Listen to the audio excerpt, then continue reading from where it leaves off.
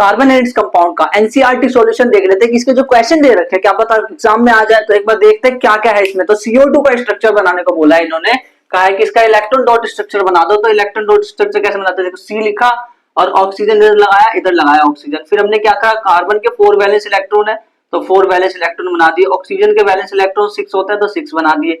यहाँ पे भी 6 वैलेंस इलेक्ट्रॉन बना दिए मैंने।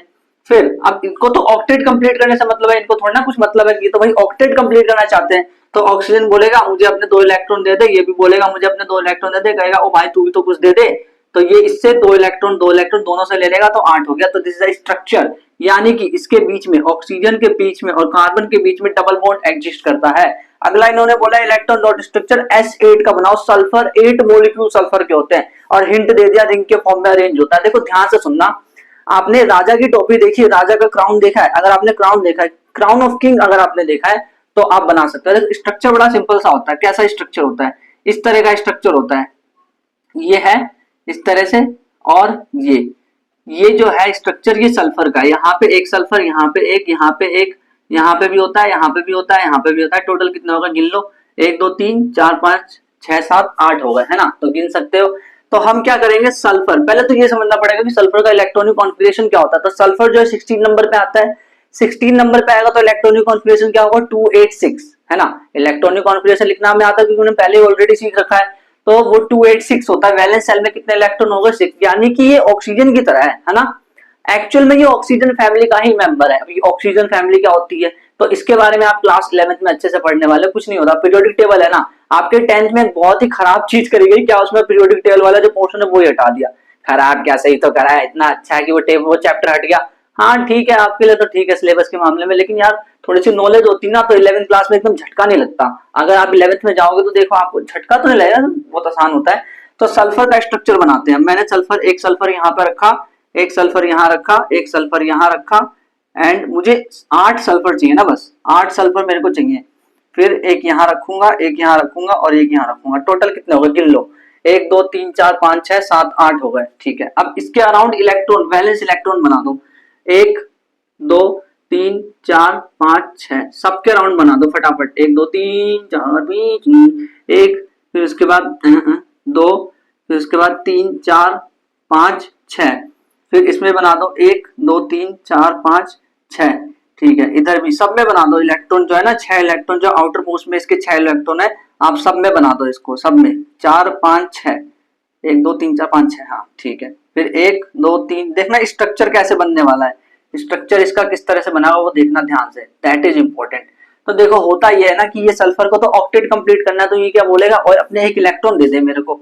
तो ये ना इससे नहीं मांगेगा, ये इससे मांगेगा, पास वाले से मांगेगा, इससे एक इलेक्ट्रॉन मांग लेगा। तो इसने इससे एक इलेक्ट्रॉन ले लिया तो इसके जो है 8, अभी तो 7 हुआ है, देखो ये 1 2 3 4 5 6 और एक इसने ले लिया इससे शेयरिंग करके, तो 6 अभी 7 हुआ है। तो ये इससे भी मांगेगा, बोलेगा और तू भी दे दे मेरे को। तो अब इसके पास 8 हो गया, और फिर इसको इससे कनेक्ट कर दो और इसको इससे कनेक्ट कर दो। एग्जाम में इतना भयंकर आज तक नहीं आया, पीवाईक्यूज में एक आपको दिखेगा नहीं ये सवाल, चाहे तो देख लेना जाकर के, पीवाईक्यूज में है ही नहीं, बस ऐसे मजे मारने के लिए पूछा है, इन्होंने पता नहीं क्या है। तो अब जब इन्होंने पूछा तो हम भी मजे मजे में बता देते हैं इनको। फिर हमें इस तरह से इसको जोड़ देना है। This is the molecule of, बड़ा सुंदर लग रहा है यार, राजा की टोपी लग रही है, एकदम क्राउन शेप है ये।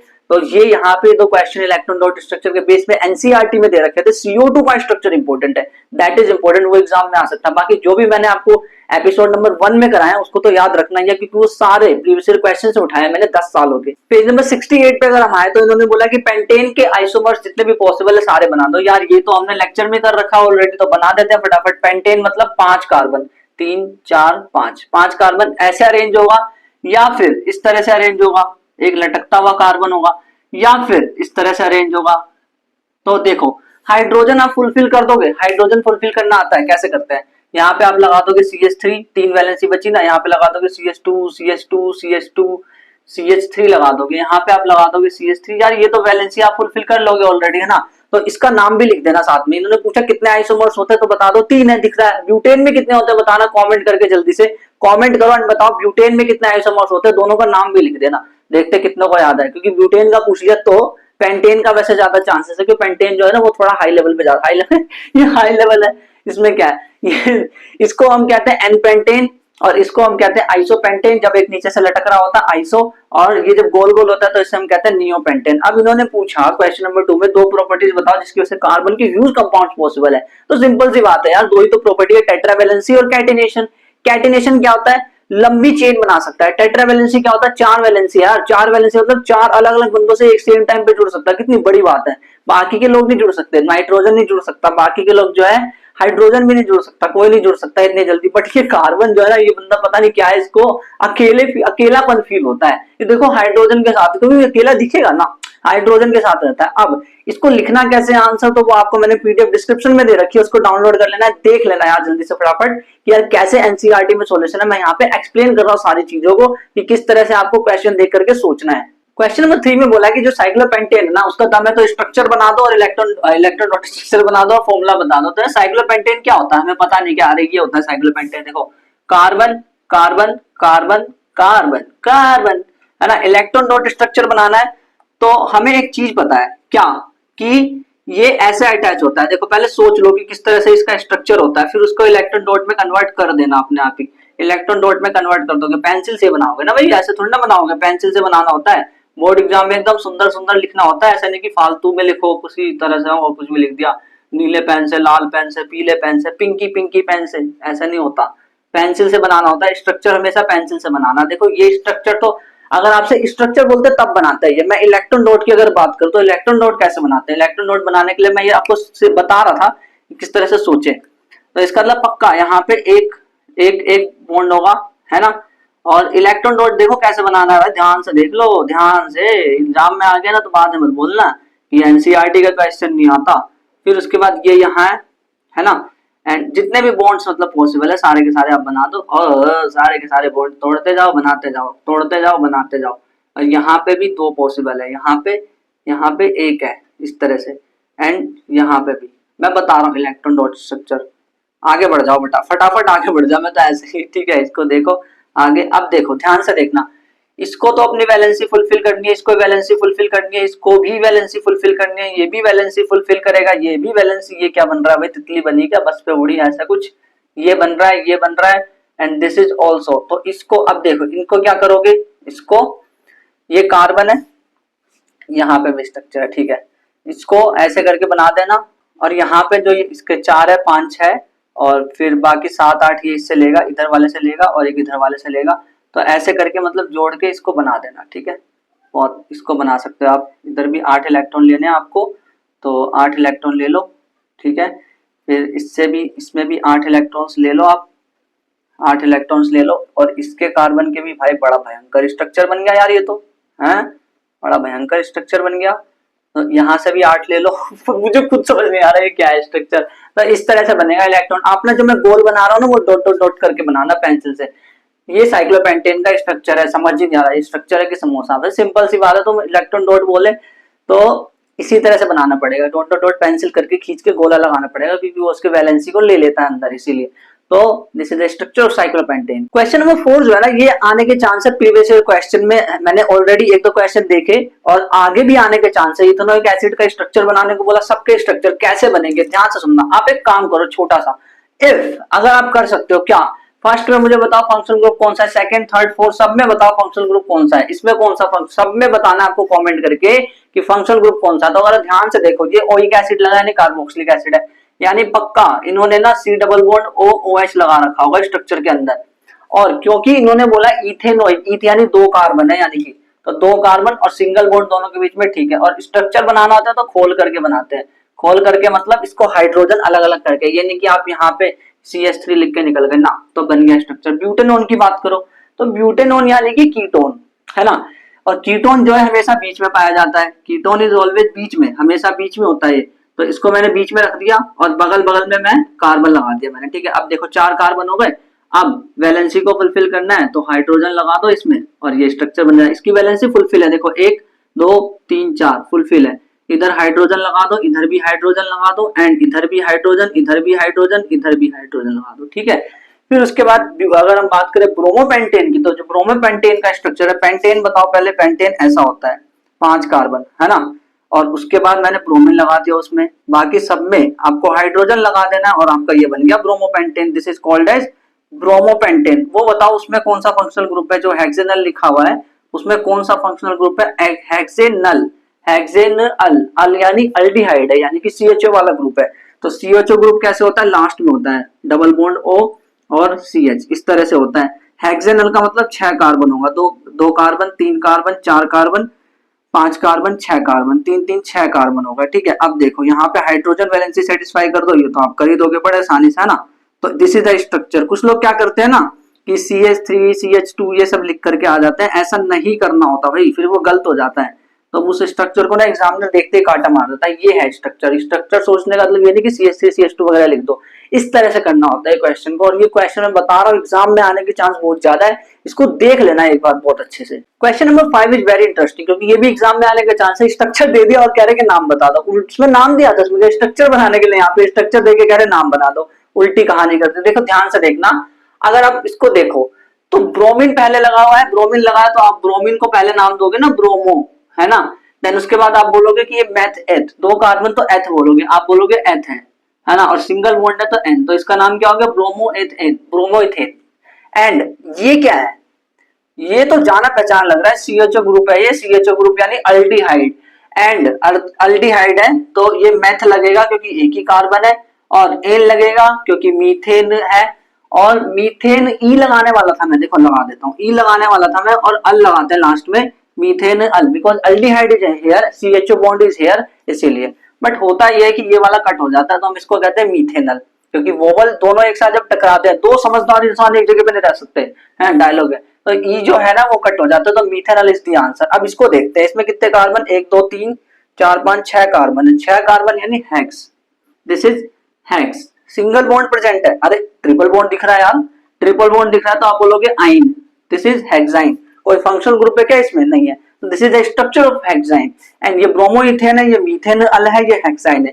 तो यार ये जो नेमिंग है ना, मुझे मेरे ख्याल से ना ये नेमिंग, जितने भी आप जिससे डरते थे कि नेम कैसे करे, पता नहीं कहाँ से पढ़ा, लेकिन कुछ नहीं समझ आया कि यार नेमिंग कैसे करते हैं। अगर फिर भी समझ आ गया ना, अगर यहाँ पे आपने पढ़ा है और समझ आ चुका है एकदम अच्छे से कि यार कोई भी कंपाउंड दे दो मेरे को तो 10th के लेवल पे कोई भी कंपाउंड दे दो मेरे को तो 10th के लेवल पे, मैं सारी की सारी नेमिंग कर दूंगा। तो पूछो तो सही जरा, पूछो तो सही जरा, मैं सबकी सब नेमिंग कर दूंगा बड़े आराम से। तो नेमिंग अगर आपके लिए एक्चुअल में आसान हो गई तो कमेंट कर देना कि यस नेमिंग इज क्लियर, क्योंकि इससे ना मेरे को थोड़ा मोटिवेशन मिलेगा यार कि ना हाँ बच्चों को ना पढ़ाने से ना कुछ बेनिफिट हो रहा है, मेरी बातें समझ में आ रही है बच्चों को, तो बहुत अच्छा लगता है ये चीज। पेज नंबर 71 पे आओ तो इन्होंने बोला है कि why conversion of ethanol, ethanol कैसा दिखता है, CH3 CH2OH।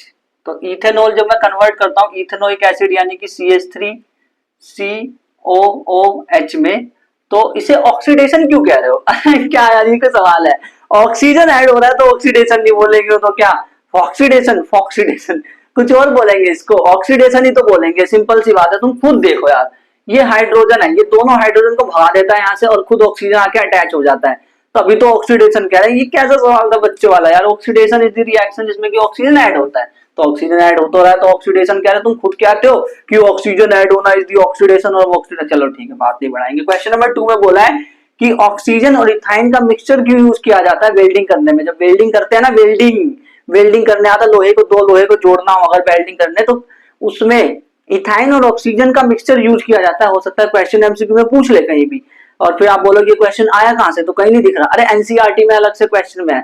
तो ऑक्सीजन और इथाइन दोनों को यूज करते हैं वेल्डिंग में, क्यों। और इन्होंने एक आगे ये चीज बोली है कि हम ऐसा क्यों नहीं कर रहे, इथाइन एंड एयर का क्यों नहीं यूज कर रहे, सिंपल सी बात है, एयर जो है वो इतना ज्यादा गर्म नहीं कर पाएगा लोहे को कि उससे ना लोहा चिपक जाए, बट ऑक्सीजन का मिक्सचर होगा ना तो वो कंप्लीट कंबशन कराएगा। एक होता है इनकम्प्लीट कंबशन, एक होता है कंप्लीट कंबशन। जो इनकम्प्लीट कंबशन दोनों पढ़ा है मैंने, जो इनकम्प्लीट कंबशन होता है वो एयर कर रहा है यहाँ पे, और जो ऑक्सीजन होता है वो कंप्लीट कंबशन कर रहा है, इसलिए कंप्लीट कंबशन होने के कारण जो वेल्डिंग है दैट इज पॉसिबल, एंड वो जो लोहा है वो आसानी से जुड़ जाएगा। और इसको लिखना कैसे है बाकी आप PDF में देख सकते हैं। अगर आप पेज नंबर 74 पे आओ तो इन्होंने पूछा कि अल्कोहल और कार्बोक्सिलिक एसिड को अलग कैसे करोगे। देखो कैसे अलग करना है, मतलब पहचाने कैसे कि अल्कोहल कौन है और कार्बोक्सिलिक, मतलब मान लो दोनों के दोनों पीले कच्छे में आ रहे हैं मान लो दोनों के दोनों पीले कच्छे में आ रहे हैं, तो कैसे पहचाना कि कौन सा अल्कोहल है कौन सा कार्बोक्सिलिक एसिड है। तो उसके लिए आप एक काम करना, जो कार्बोक्सिलिक एसिड है एसिड है, और एसिड जो है वो मेटल कार्बोनेट से रिएक्ट करके क्या देता है, CO2 वाटर और साल्ट मिलता है ना, साल्ट वाटर और CO2 मिलता है, तो उसकी रिएक्शन करवा देना, कार्बोक्सिलिक एसिड की रिएक्शन करवा देना आप मेटल कार्बोनेट से। अगर रिएक्ट कर गया तो दोनों दोनों वैसे आ रहे कच्चे में, तो उसको एक की रिएक्ट करा दी हमने क्या उससे क्या कहते हैं मेटल कार्बोनेट से, तो उसने क्या किया CO2 वाटर एंड साल्ट दिया। अगर ऐसा दिया है तो जिसने ऐसा दिया है दैट इज कार्बोक्सिलिक एसिड। अपने दोस्त को पहचान लो, वही कार्बोक्सिलिक एसिड है। बाकी जो नहीं कर पाया ना, वो रूप बदल के आया, वो फालतू में उसने तो फ्री में चोर बाजार से खरीद लिया वो कच्चा, ऐसा करके आया। अल्कोहल अपने आप को, वो अल्कोहल है लेकिन वो अपने आप को कार्बोक्सिलिक एसिड बता रहा था, हमने पहचान लिया। अगला क्वेश्चन नंबर 2 देखो, what are the oxidising agent क्या होता है? सिंपल सी बात है, ऑक्सीडाइजिंग एजेंट मतलब ये जो दूसरे को ऑक्सीडाइज करता है और खुद रिड्यूस होता है। एग्जांपल क्या है जो हमने देखे थे, दो एग्जांपल देखे थे, एक तो एल्कलाइन KMnO4 का एल्कलाइन पोटेशियम परमैंगनेट नाम लिखवाया था, एंड दूसरा जो है acidified K2Cr2O7 acidified potassium dichromate, that is answer है। तो ये दोनों के दोनों हमने ऑक्सीडाइजिंग एजेंट को हमने देखा था रिएक्शंस के टाइम पे। पेज नंबर 76 पे इन्होंने बोला है कि जैसे मान लो would you able to check, क्या आप चेक कर सकते हो हार्ड वाटर में डिटर्जेंट को डाल के? तो हाँ कर सकते हैं। क्यों? डिटर्जेंट जो है हार्ड वाटर में भी लेदर देता है, यानी कि लेदर इन द सेंस की झाग बना करके देता है। एंड इसको लिखना कैसे मैंने बता रखा, बाकी इसका शॉर्ट आंसर यही है, और मतलब क्रक्स जो है इसका कंक्लूजन यही है कि झाग बनाता है बस। और बाकी थोड़ा थोड़ा इन्होंने मतलब उसका जो एक्शन है सॉफ्ट वगैरह बता दिया कि सॉफ्ट जो है वो सॉफ्ट वाटर में एक्ट करता है, हार्ड वाटर में नहीं करता, ये सारी चीजें बताई है। देन क्वेश्चन नंबर 2 में अगर हम जाए तो बोले why agitation is necessary. Agitation यानी कि बहुत सारी चीजें लिखी, लंबा क्वेश्चन है आपके एनसीईआरटी में, उसमें लिखा है कि कपड़े को लिया, उसको डंडा मारा, उसको धोया अच्छी तरह से। तो ऐसा क्यों करते हैं सारी प्रोसेस, कि कोई डंडा मार के धोता है, कोई इसको झटकता रहता है बार बार, अलग अलग तरीके से धोते हैं कपड़े लोग, या मशीन में गोल गोल गोल गोल घुमा के सेंट्रीफ्यूगल फोर्स देके करते हैं। बट ऐसा क्यों कर रहे हैं, एजिटेशन क्यों कर रहे हैं? एजिटेशन यानी उस कपड़े को इतना ज्यादा एजिटेट, उतना ज्यादा परेशान क्यों किया जा रहा है उस कपड़े को, ताकि उसके अंदर जो डर्ट है वो मीसेल्स के फॉर्म में बन करके निकल जाए। मीसेल्स क्या होता है मैंने बताया ऑलरेडी, मीसेल्स जो है ना वो एक स्ट्रक्चर बनता है, structure form by the shop that having dirt in the centre, उसके सेंटर में डर्ट होता है ताकि उसको निकाल करके फेंक सके, इसीलिए that is important at all, remove measles, measles को निकालना ये हमारा मकसद है बस। अब एनसीईआरटी एक्सरसाइज के क्वेश्चन पे आते हैं जो कि एमसीक्यू दे रखे हैं। पहले इन्होंने ईथेन में कोवलेंट बॉन्ड कितने हैं ये पूछा इन्होंने, तो ईथेन का स्ट्रक्चर बना लो, ये ईथेन है तो यहाँ पे हाइड्रोजन, यहाँ भी हाइड्रोजन। ईथेन का स्ट्रक्चर बनाना आता है ना, फॉर्मूला क्या है ईथेन का, उन्होंने लिख के भी दे रखा है फॉर्मूला, एनसीईआरटी वालों ने बोला है C2H6। मतलब देखो कितने समझदार है, खुद फॉर्मूला लिख के बोल रहे हैं। तो 3 3 6 7, तो इसके अंदर 7 कोवलेंट बॉन्ड है टोटल। दूसरा क्वेश्चन पूछा ब्यूटेनॉन में फंक्शनल ग्रुप कौन सा है, ये कोई सवाल है? ओन लगा लास्ट में तो कीटोन ही होगा ना, इसको देख करके लगा दो आंसर। ऑप्शन भी देख, अल्कोहल होता तो ओल लगा होता, एल्डिहाइड तो अल, और कार्बोक्सिलिक एसिड तो ओइक एसिड लगा होता, कीटोन ब्यूटेनॉन, ऑन यानी कि कीटोन। फिर उसके बाद क्वेश्चन नंबर 3 कह रहे हैं बॉटम ऑफ वेसल ब्लैक हो जाता है, जब हम खाने बनाते तो बॉटम वेसल जो ब्लैक हो गया, जो बर्तन है जिस बर्तन में खाना बना रहे हैं उसके जो बॉटम, उसका नीचे वाला हिस्सा है वो ब्लैक हो गया। इसका मतलब क्या है यार, ब्लैक कब होता है पहले बताओ? ब्लैक जब होता है जब जो कंपाउंड है उस कंपाउंड का जो मतलब जो बर्निंग जो फ्यूल है वो प्रॉपर्ली बर्न नहीं हो रहा है। फ्यूल मतलब समझते हो, fuel is the carbon compound, और वो प्रॉपर्ली अगर पूरी तरह से अच्छी तरह से बर्न नहीं हो रहा है तो उसका जो धुआं निकलेगा वो काले रंग का होगा, जिसकी वजह से वो जो वेसल्स है वो भी ब्लैक हो जाएगा। तो fuel is not burning completely is the answer. Question number 4 में इन्होंने बोला है कि हमें नेचर ऑफ कोवलेंट बॉन्ड बताना है CH3Cl में, मतलब बॉन्ड बनाना पड़ेगा फिर बताना पड़ेगा। तो इन्होंने देखो सिंपल सी बात है, इसका इलेक्ट्रॉन डॉट स्ट्रक्चर बना दो।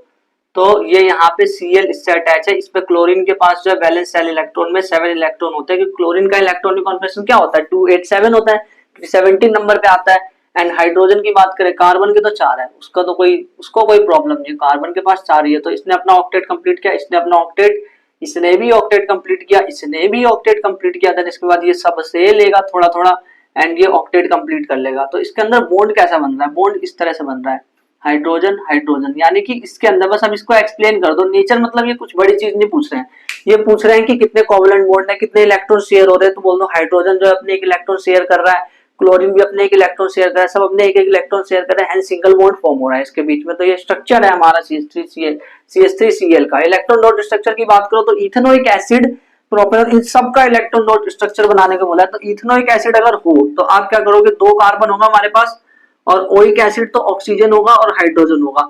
अब ध्यान से सुनना, डबल बॉन्ड होता है ना, यहाँ पे डबल बॉन्ड होता है तो 2 डॉट डॉट बनाता है ऐसे। मैं इलेक्ट्रॉन डॉट स्ट्रक्चर बनाने का तरीका बता रहा हूँ, ध्यान से सुनो।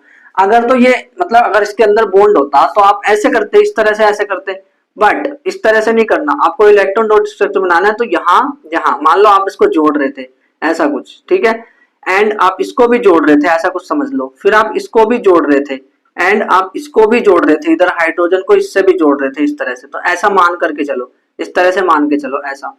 तो ये स्ट्रक्चर बन चुका है हमारा इथेनोइक एसिड का इलेक्ट्रॉन डॉट स्ट्रक्चर। एंड अब हमें करना क्या है, इसको डॉट डॉट डॉट करके पेंसिल से ऐसे कर देना, सब में ऐसे कर देना, पेंसिल से सब में कर देना, इलेक्ट्रॉन बैलेंस से सेटिस्फाई करके, ठीक है। प्रोपेनॉन की बात करते हैं तो प्रोपेनॉन है तो 3 कार्बन होगा पक्का, और यहाँ पे ऑक्सीजन होता है क्योंकि कीटोन है ना, तो कीटोन बीच में फंस रहा होता है, और यहाँ पे डबल बॉन्ड इस तरह से बनेगा, तो इस तरह से मैं यहाँ पे पॉइंट खींच रहा हूँ, मतलब इसको ऐसे जोड़ रहा होता है एक्चुअल में। एंड इधर अगर हम देखें तो इसके बीच में सिंगल बॉन्ड होता है, इसके बीच में भी सिंगल बॉन्ड होता है। फिर हाइड्रोजन्स की बात कर लो तो हाइड्रोजन्स इधर होंगे, इधर भी हाइड्रोजन होंगे, ये तो कार्बन का है, ये भी कार्बन का ही है, इधर हाइड्रोजन होंगे, तो इसका इलेक्ट्रॉन डॉट स्ट्रक्चर जो है हमारा इस तरह से बन जाएगा, ये इधर और इधर भी हाइड्रोजन, इधर भी हाइड्रोजन, तो इस तरह से इसका इलेक्ट्रॉन डॉट स्ट्रक्चर बन चुका है।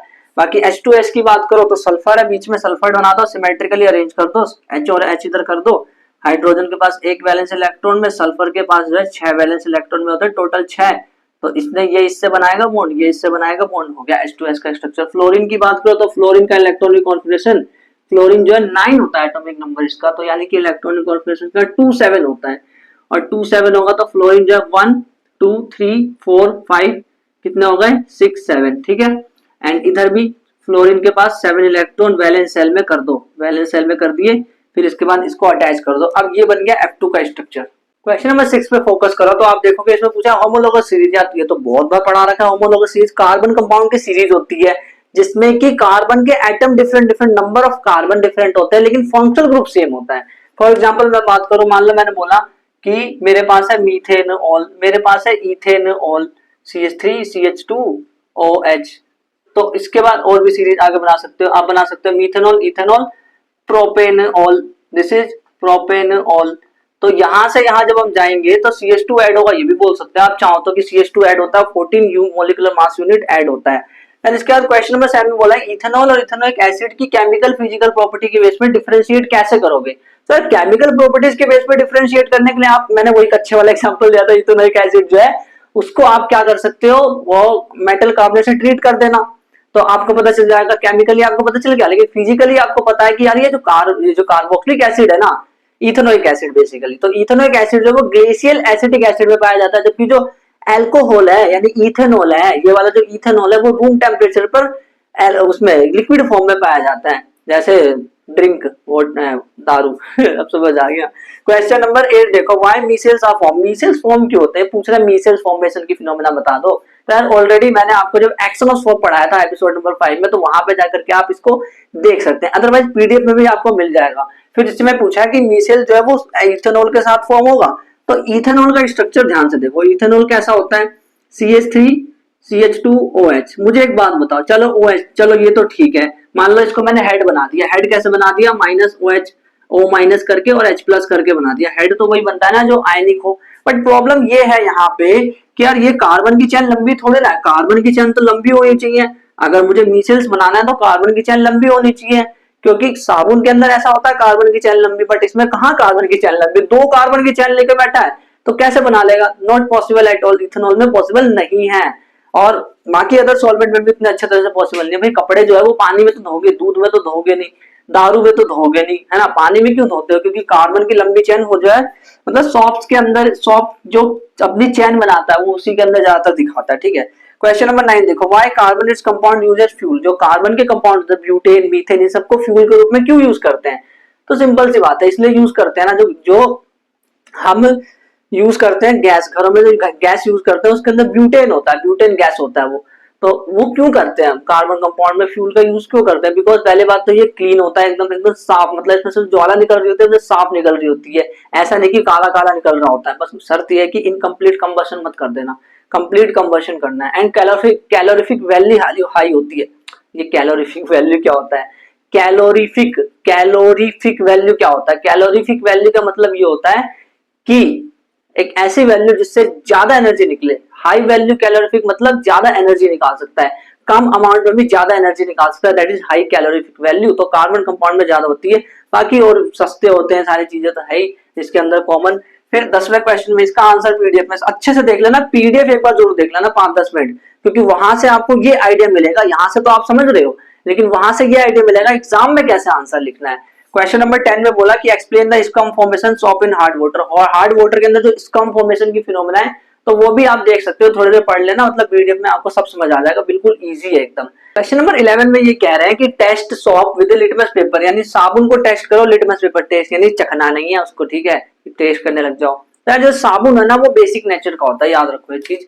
तो सॉप है that is basic in nature. अच्छा बेसिक है तो रेड लिटमस को ब्लू कर देगा, क्योंकि बी से बेस, बी से ब्लू, एंड अगर रेड को ब्लू कर दिया, ब्लू होगा तो ब्लू ही रहने देगा, सिंपल सी बात है, उसको ब्लू कलर पसंद है, साबुन को यानी बेस है वो तो ब्लू कलर पसंद है उसको। अब क्वेश्चन नंबर 12 में कह रहे हैं व्हाट इज द हाइड्रोजनेशन। अब हाइड्रोजनेशन क्या होता है, जैसे मान लो कोई रिएक्शन है, मान लो मेरे पास डबल बॉन्ड प्रेजेंट है, अगर मेरे पास डबल बॉन्ड है, this is double bond here, double bond is here, तो मैं क्या करूंगा, इसकी हाइड्रोजनेशन, हाइड्रोजन ऐड कर दूंगा और निकल कैटलिस्ट को यूज करूंगा, तो मुझे पता है मुझे यहाँ पे मिलेगा हाइड्रोजन, इससे अटैच हो जाएगा, हाइड्रोजन अटैच हो जाएगा और यहाँ पे सिंगल बॉन्ड मेरे पास आ जाएगा, here single bond will become, single bond आ गया। तो ये देखो ध्यान से सुनना, एस से सिंगल बॉन्ड, एस से सैचुरेटेड, तो सैचुरेटेड है ये सैचुरेटेड है, दिस इज सैचुरेटेड हाइड्रोकार्बन, ये सैचुरेटेड हाइड्रोकार्बन है, जबकि ये वाला अनसैचुरेटेड हाइड्रोकार्बन है। तो अनसैचुरेटेड से सैचुरेटेड में जाना है, अगर एग्जाम में सवाल आए, if you want to go unsaturated hydrocarbon से सैचुरेटेड में, तो आप क्या करोगे, हम हाइड्रोजनेशन करेंगे। और इंडस्ट्रियल यूज बोल रहे हैं, तो इंडस्ट्रियल यूज क्या है, वेजिटेबल ऑयल को उसमें एनिमल फैट के रूप में कन्वर्ट कर सकते हैं, इससे ये चीजें मतलब मार्गरीन, घी वगैरह सब चीजें इसके यूज होते हैं, इसको कन्वर्ट कर सकते हैं बेसिकली हम, ठीक है। ये याद रखो कि वेजिटेबल फैट को हम एनिमल फैट में कन्वर्ट कर सकते हैं, वेजिटेबल फैट में ये अनसैचुरेटेड वाला होता है और सैचुरेटेड वाला एनिमल फैट के अंदर होता है, ठीक है। एंड अगला पूछा है which undergo addition reaction, addition reaction में कौन जाएगा, तो एक चीज बताता हूं मैं, ध्यान से सुनना, एडिशन रिएक्शन में वो जाएगा जिसके पास ऐड करने के लिए कुछ हो। एक बात बताओ मेरे को, ये सैचुरेटेड कंपाउंड है, क्या सैचुरेटेड कंपाउंड में मैं कुछ ऐड कर सकता हूँ, नहीं कर सकता। जबकि अगर मेरे पास डबल बॉन्ड हो तो मैं इस बॉन्ड को तोड़ करके एक एक यहाँ से कोई दे दूंगा इसको, या फिर अगर मेरे पास ट्रिपल बॉन्ड हो तो मैं बॉन्ड तोड़ करके कोई बंदा ला दूंगा यहाँ पे अलग से। लेकिन अगर यहाँ पे सिर्फ सिंगल बॉन्ड है तो फिर नहीं ला सकता, फिर मतलब addition reaction is possible in unsaturated hydrocarbon, इसको आप याद रख सकते हो डायरेक्ट, मैंने समझा दिया इसको कि जो एडिशन रिएक्शन है वो अनसैचुरेटेड हाइड्रोकार्बन में ही पॉसिबल है। अनसैचुरेटेड मतलब एल्केन तो उसको छोड़ दो, एल्केन तो सैचुरेटेड है, एल्कीन और एल्काइन में पॉसिबल है, एल्कीन एंड एल्काइन अनसैचुरेटेड है। तो अब ये देखो यार, ये तो एल्केन है, ये फॉर्मूला C2H6 2 2 4 2 एक्स्ट्रा, यानी कि ये इथेन का फॉर्मूला, दिस इज इथेन। ये किसका फॉर्मूला है, ये प्रोपेन का फॉर्मूला है। ये किसका फॉर्मूला है, this is the formula of, नाम देखो क्या है इसका, ये C2H21 जैसा है, यानी ये कहीं ना कहीं प्रोपीन लग रहा है मेरे को, propene, this is propene, this is propene. And इसको देखो तो ये भी, ये C2H2 है, यानी दो उसका डबल से दो कम है, यानी कि ये पक्का ये होगा अपना इथाइन, ये इथाइन होगा, दिस विल बी इथाइन। और ये तो मीथेन है, ये सैचुरेटेड है। तो अब मुझे बता दो जो जो अनसैचुरेटेड है ना वो जाएंगे रिएक्शन करने, एडिशन रिएक्शन। तो बताओ मेरे को, कमेंट करके बता सकते हो, चलो ऐसे ही बता दो, प्रोपीन है और इथाइन है ना। तो क्वेश्चन नंबर 14 देखो, टेस्ट टू डिफरेंशिएट अनसैचुरेटेड और सैचुरेटेड को कैसे डिफरेंशिएट करोगे, सिंपल सी बात है, ये रिएक्शन करा देना। जब बोले ना कि सैचुरेटेड अनसैचुरेटेड में कैसे डिफरेंस करोगे, तो सैचुरेटेड जो होगा वो तो एडिशन रिएक्शन करता ही नहीं है, हाइड्रोजनेशन, वो तो हाइड्रोजनेशन रिएक्शन करता ही नहीं, चाहे एडिशन भी बोल सकते हो, एडिशन रिएक्शन भी कह सकते हो, हाइड्रोजनेशन भी कह सकते हो, हाइड्रोजन ऐड कर रहे हैं। तो हाइड्रोजनेशन रिएक्शन जो है वो अनसैचुरेटेड वाला करता है हमेशा। तो अगर दो बंदे आ रहे हैं, सेम कपड़ों में आ रहे हैं, पीले शर्ट में आ रहे हैं, तो हमने क्या बोला, हमने बोला कि ओए तू अनसैचुरेटेड है, ये भी कह रहा है मैं भी अनसैचुरेटेड, मैंने कहा इधर आ तेरे को टेस्ट करते हैं। तो उसको मैंने डाला, हाइड्रोजन दिया उसको मैंने, तो अनसैचुरेटेड वाला क्या हुआ, उसके वो रिएक्ट कर गया, वो रिएक्ट जैसे ही दूसरे वाले के सामने, जैसे मैं H2 ले गया हाइड्रोजन, तो कह रहा मुझे नहीं होना रिएक्ट, मुझे नहीं होना रिएक्ट, तो वो रिएक्ट हो ही नहीं रहा, यानी पक्का वो सैचुरेटेड है, क्योंकि वो जो है वो ऐड ही नहीं कर सकता हाइड्रोजन को, हाइड्रोजनेशन कर ही नहीं सकता। Saturated can not do hydrogenation, unsaturated will do hydrogenation. ये चीज समझ आ रही है। क्वेश्चन नंबर 15 देखो, इन्होंने बोला है कि क्लींसिंग एक्शन ऑफ सॉप समझा दो कि जो सॉप है उसका क्लींसिंग एक्शन कैसे होता है, सॉप काम कैसे करता है। तो बड़ी सिंपल सी बात है यार, सॉप जो है वो कैसे काम करेगा, वो जो मैंने एपिसोड नंबर 5 में ऑलरेडी बता रखा है, उसको आप समझ लेना, उसको लिख लेना। एंड अगर वो आपको नहीं मिल रहा है एपिसोड तो आप डिस्क्रिप्शन में जा सकते हो या फिर इस वाली प्लेस पे क्लिक कर लो, आप डायरेक्ट सारे एपिसोड पे पहुंच जाओगे कार्बन वाले। एंड अगर आपको मेटल नॉन मेटल देखना तो इस वाली प्लेस पे क्लिक कर लो, जब इन वाली प्लेस पे क्लिक करोगे तो आपको वही मिलूंगा, चीजों को एक्सप्लेन करते हुए, रियल लाइफ एग्जांपल्स के थ्रू समझाते हुए। And this is very important chapter.